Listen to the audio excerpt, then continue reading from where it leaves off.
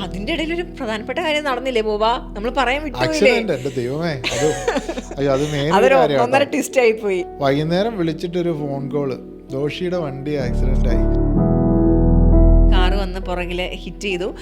അങ്ങനെ ACL LCL meniscus എല്ലാം തവിട് പൊടിയായി. കുറച്ച് നാൾ ബെഡ് റെസ്റ്റിലേക്ക് പോകേണ്ടി വന്നു.